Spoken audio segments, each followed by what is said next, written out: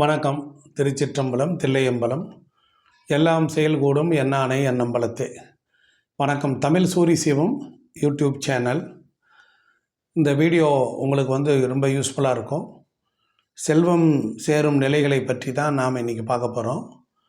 பணம் எப்படி சேரும், எப்படி செல்வந்தராகுவது அப்படிங்கிறதுக்கு இந்த டிப்ஸும் உங்களுக்கு உண்மையிலே உதவிகரமாக இருக்கும்.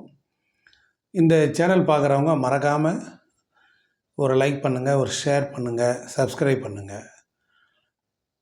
இந்த சேனலை கொஞ்சம் மக்கள்கிட்ட நிறைய நல்ல விஷயங்களை எல்லாம் கொண்டு போய் சேர்க்கறதாக தொடர்ந்து ஆன்மீகம் சம்பந்தமாக ஒவ்வொரு குடும்ப வாழ்க்கையிலையும் ஒவ்வொருவருடைய கஷ்டத்திற்கும் முழுமையான நிவாரணம் தரக்கூடிய வகையில் தான் இந்த வீடியோ இருக்கும். எந்த விதமான பிஸ்னஸ் ஆங்கிள்லேயும் இருக்காது. அதனால் உங்கள் வீட்டு சேனலாக இதை முன்னெடுத்து கொண்டு உங்களுடைய நண்பர்கள், உங்களுடைய வியாபார வட்டத்தில் உள்ளவங்களுக்கெல்லாம் இந்த சேனலை அறிமுகப்படுத்தும்படி உங்களை அன்போடு வேண்டுகிறேன். நம்ம நிகழ்ச்சிக்குள்ளே போகிறோம். முதல்ல செல்வம் சேரும் நிலைகள். இப்போ மனிதனாக பிறந்தால் ஒவ்வொருத்தருக்கும் பொருளாதார நிலைமைகள் பற்றி தெரிந்து கொள்ளணும். நமக்கு எப்படி பணம் வரும், நமக்கு எப்படி செல்வம் சேரும் அப்படின்னு நம்ம தெரிஞ்சுக்கிட்டோம்னு வச்சுக்கோங்களேன், வாழ்க்கையில் நாம் கொஞ்சம் யாராவது ஜெயிக்கிறதுக்கு உதவி பண்ண மாதிரி இருக்கும். ஜோதிட சாஸ்திரத்தில் பல விளக்கங்கள்லாம் கொடுத்துருக்குறாங்க. செல்வ நிலைகளுக்கு ஒருவருடைய ஜாதகத்தில் அந்த கொடுப்பினை இருக்கணும். அதுக்கு 2ஆம் வீடு அப்படிங்கிறது பெரும் பங்கு வகிக்கிறது. அதாவது லக்னம் என்பது 1ஆம் வீடு, அது ஜாதகர். 2ஆம் வீடு என்பது தனஸ்தானம் என்று சொல்வார்கள், வாக்குஸ்தானம் என்பார்கள். வாயும் அதுதான், 2ஆம் இடம் வாயை குறிக்கும். நல்ல அழகான வார்த்தைகள் பேசினாலும் செல்வம் வரும், பிறரை பாராட்டினாலும் புகழ்ந்தாலும் செல்வம் வரும். அந்த 2ஆம் வீடு தனம், வாக்கு, குடும்பம் இதைத்தான் குறிக்கும். அப்படி உங்கள் ஜாதகத்தில் அந்த 2ஆம் வீட்டிற்கு சுப கிரகங்களின் சேர்க்கை, பார்வை இருக்கணும், 2 புறமும் இருக்கணும். இப்போது 2ஆம் வீட்டிற்கு 1ஆவது வீட்டிலையும் சுப கிரகங்கள் பார்வை இருக்கணும், சுப கிரகங்கள் அமர்ந்திருக்கலாம். 2ஆம் வீட்டிற்கும் சுப கிரகங்கள் பார்வை இருக்கணும். ஆமாம், அதே போல் 3ஆம் வீட்டிற்கும், அதாவது தனம் என்கிற வீட்டிற்கு 2 பக்கமும் நல்ல இதுகள் இருக்கணும். இப்படி ஜாதகத்தில் அந்த சுபக்கோள்கள் நல்லா இருக்கணும். 2ஆம் வீட்டு அதிபதி நல்ல நிலையில் இருந்தார்னா பணம் சேர்ந்துக்கிட்டே இருக்கும். அதே போல் ஜாதகத்தில் இப்போ உதாரணத்திற்கு நீங்கள் ஒரு கடகலக்கணம் அப்படின்னா, கடகலக்கணத்திற்கு 2ஆம் இடம் சிம்மம், அதாவது சூரியனுடைய வீடு. அந்த சூரியனுடைய நட்சத்திரம் கிருத்திகை, அதற்கப்புறம் உத்தரம், உத்திராடம். இந்த 3 நட்சத்திரத்தில் 9 கோள்கள் உங்கள் ஜாதகத்தில் 2-3 கோள்கள் அந்த சூரியனுடைய நட்சத்திரத்தில் இருந்தால் கண்டிப்பாக அந்த கிரகங்களினுடைய திசை புத்தி காலத்தில் நிறைய பணம் வரும். அது ஒன்று. இல்லை அந்த வீட்டை இப்போ ஒரு சுப கோள்கள் பார்க்குது அப்படின்னா அந்த வீட்டினுடைய வேலையை செய்யும். ஒரு கிரகம் 2ஆம் வீட்டில் அமர்ந்திருந்தால் அந்த வீட்டுக்குரிய வேலையை தான் அது செய்யணும். அதனால் இப்போ சுபக்கோள்கள்னால் குரு, சுக்கிரன், புதன் அப்படின்னு வச்சுக்கோங்களேன். இவங்கெல்லாம் இருந்தாங்கன்னா சுலபமாக நம்ம செல்வத்தை அடையலாம். அதே நேரம் பாவக்கிரகங்கள் உட்காந்துருக்கு, ராகு, கேது, செவ்வாய், சனி இப்படிலாம் உட்காந்துருக்குன்னா கொடுப்பாங்க, போராடித்தான் நாம் பெறணும். அந்த மாதிரி போராட்டமான நிலையில் உள்ளவங்களுக்கு பின்னால் நான் இதுக்குள்ள விளக்கங்கள்லாம் சொல்கிறேன்.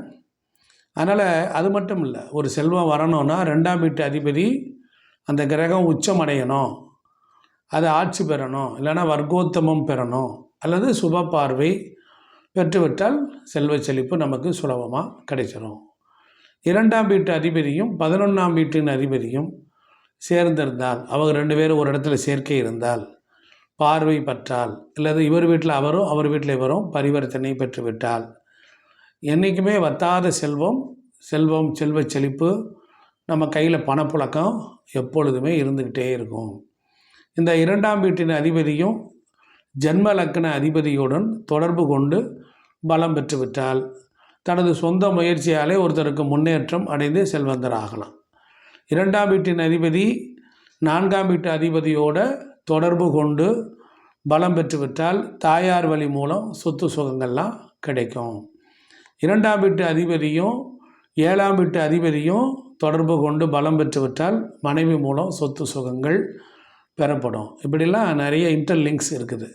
2ஆம் வீட்டு அதிபதியும் 9வது வீட்டு அதிபதியும் தொடர்பு கொண்டு இணைந்தாலோ சேர்ந்த போது என்ன ஆகும்னா தந்தை வழி சொத்துக்கள், தந்தை வழி மூலம் பூர்வீக சொத்துக்கள், சுகங்கள் எல்லாம் நமக்கு வந்து சேரும்.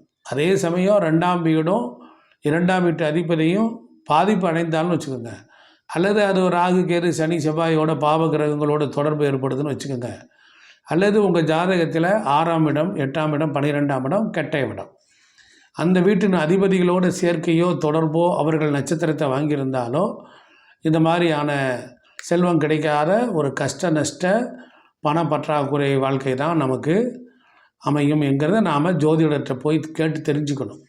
எங்கள் மனைவி வழியில் சொத்து வருமா, அப்பா வகையில் சொத்து கிடைக்குமா அப்படின்னா அவங்க இந்த விதிகளை பயன்படுத்தி தான் அவங்களுக்கு சொல்லுவாங்க. அதனால் அதுக்கு தகுந்த கிரக பரிகாரம் மூலம் நம்ம பலன் பெறலாம். எப்படி பலன் பெறலாங்கிறத நோட் பண்ணிக்கோங்க. இப்போ ஒருத்தருடைய ஜாதகத்தில் மேசம், அவருக்கு 2ஆம் வீடு எதுன்னு பார்க்கணும். அந்த வீட்டுக்குரிய தெய்வத்தை, அந்த வீட்டுக்குரிய ஸ்லோகத்தை, அந்த தெய்வத்தின் படத்தை நாம் டெய்லி 2 விளக்கு போட்டு சாமி கும்பிட்டுட்டு வரலாம். இப்போ மேசம் ரிஷபம் சுக்கிரனுடைய வீடு. அந்த சுக்கிரனுடைய வீட்டுக்கு என்ன செய்யலாம் அப்படின்னா, பெருமாள் கோயிலில் இருக்கக்கூடிய தாயார் ஸ்ரீதேவி தாயார் பிராட்டியாரை டெய்லி போய் பார்க்கணும். கிரகம் பார்க்கல, நாம் போய் அந்த தெய்வத்தை பார்க்கலாம். கிரகங்கள்லாம் யார் மூலியமாக நமக்கு பணம் செல்வத்தை கொடுக்கும்?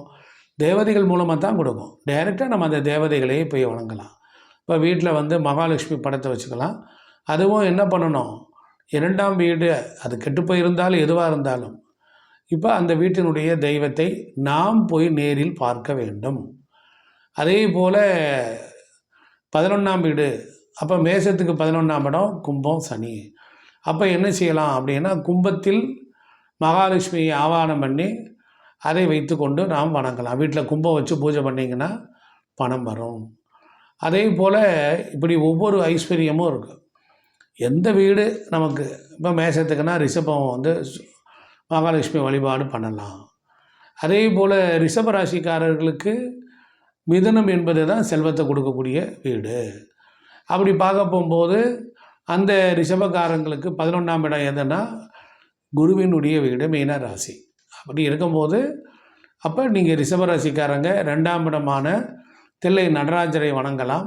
காற்று ராசி அந்த தெய்வத்தை வணங்கலாம். மிதுனம் இரட்டை குழந்தைகள், இரட்டை பிள்ளையார், அந்த மாதிரி விஷயங்களை நீங்கள் வணங்கி வரும்போது நன்மை உண்டாகும்.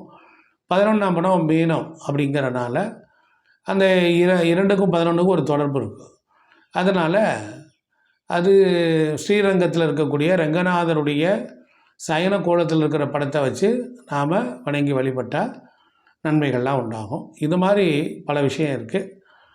விருப்பம் உள்ளவங்க உங்கள் ஜாதகத்தை அனுப்பி, நீங்கள் உங்களுக்கு ஜாதகமே கெட்டு கிடந்தாலும் எந்த தெய்வத்தை பிடிச்சா நமக்கு செல்வ செழிப்பாக வரும் அப்படிங்கிறதெல்லாம் இருக்குது. ஒவ்வொரு கிரகங்களுக்கு ஒரு மூலிகைகளை கூட நாம் தாயத்தில் அடைச்சி போட்டுக்கலாம். ஒவ்வொரு கிரகங்களுக்குரிய தூபம் இருக்குது, அந்த தூபத்தை வணங்கலாம். ஒவ்வொரு கிரகங்களுக்குரிய விருட்சங்கள், அந்த மரங்களை நம்ம நட்டு வளர்த்து வந்தால் அந்த மரம் நமக்கு கிரகங்களைப் போல் நிறைய ஐஸ்வர்யங்கள் எல்லாம் பணத்தெல்லாம் கொடுக்கும். இப்படி பல விஷயங்கள்லாம் இருக்குது. நேயர்களே, இந்த வீடியோ வந்து உங்களுக்கு ஒரு தூண்டுதலுக்காக கொடுத்துருக்குறேன். அதே நேரம் உங்களுடைய ஜாதகம் நல்லா இருக்கணும். உங்கள் ஜாதகத்தை பார்த்து நீங்கள் செல்வ செழிப்பு பெறுவதற்கும் உயர்வதற்கும் பல வழிகள்லாம் உண்டு. எவ்வளவு மோசமான ஜாதகத்தை கூட ஜெயிக்க வைக்கக்கூடிய ஒரு ஆற்றல் இருக்கிறது. நம்ம ஜாதகத்தையே நாம் செல்வ செழிப்புள்ள ஜாதகமாக மாற்றலாம். ஒரு குபேரன் ஜாதகத்துக்குள்ள நம்முடைய ஜாதகத்தை மந்திர ஜாதகமாக எடுத்து எழுதி வைத்து கொண்டால் அது ஒரு கிரகம் இன்னொரு கிரகத்தோடு இணைந்து நமக்கு செல்வத்தை கொடுக்கும். இப்படி எல்லாம் பல நுணுக்கங்கள் இருக்குது. இவைகள் எல்லாம் ஏமாற்று வேலை கிடையாது. இதெல்லாம் தாந்திரிகம். எப்படி ஒரு பார்ட்னருடைய ஜாதகம் இன்னொரு பார்ட்னருடைய ஜாதகம் சேர்த்தா, ஒரு பார்ட்னருடைய ஜாதகத்தில் பணம் போடுறவருக்கு குரு இருக்கிற இடத்துல நல்ல வேலைக்காரன் வரணும்னா அதில் சனி இருந்தார்னா நல்ல வேலைக்காரன் வருவான். புரியுதுங்களா? அதனால் ஒருத்தர் பணம் போடுறார், ஒருத்தர் வேலை பார்க்குறாருன்னா அவங்க ஜாதகத்தில் இவர் கட்டத்திலையும் அவருடைய கட்டத்திலையும் கிரகங்களை பொருத்தி பார்க்கும்போது ஓரளவுக்கு ஒத்து போகிற மாதிரி வந்தால் தான் அந்த முதலாளி அந்த தொழிலாளி வேலை செய்வார். அதே போல் குபேரன் என்பவன் செல்வ செழிப்பு உள்ளவன், ஐஸ்வர்யம் உள்ளவன். அதே போல் இப்படி நிறைய பல சிக்கல்கள்லாம் இருப்பதையெல்லாம் நமக்கு தெரிந்த வகையில் குருமார்கள் கற்றுக் கொடுத்த வகையில் நம்ம செய்து முன்னேறலாம். அதனால் இந்த வீடியோ உங்களுக்கு ஒரு அவேர்னஸ் வீடியோ, விழிப்புணர்வு. விருப்பம் உள்ளவங்க கீழே இருக்கக்கூடிய ஃபோன் நம்பருக்கு எனக்கு தொடர்பு கொண்டு பேசிவிட்டு உங்கள் ஜாதகத்தை வாட்ஸ்அப்பில் அனுப்புங்க, பார்த்தாரு. அதேபோல் வீடு மனையடி சாஸ்திரம், வாஸ்து சாஸ்திரம், குழந்தைகளுக்கு பெயர் வைத்தல், அதிர்ஷ்ட பெயர் அமைத்து கொடுத்தல், இப்படி எல்லா நல்ல விஷயங்கள் எல்லாம் உங்களுக்கு அடியேன் செய்ய காத்திருக்கிறேன். மறக்காமல் நம்ம வீடியோவை லைக் பண்ணுங்கள், ஷேர் பண்ணுங்கள், சப்ஸ்கிரைப் பண்ணுங்கள்.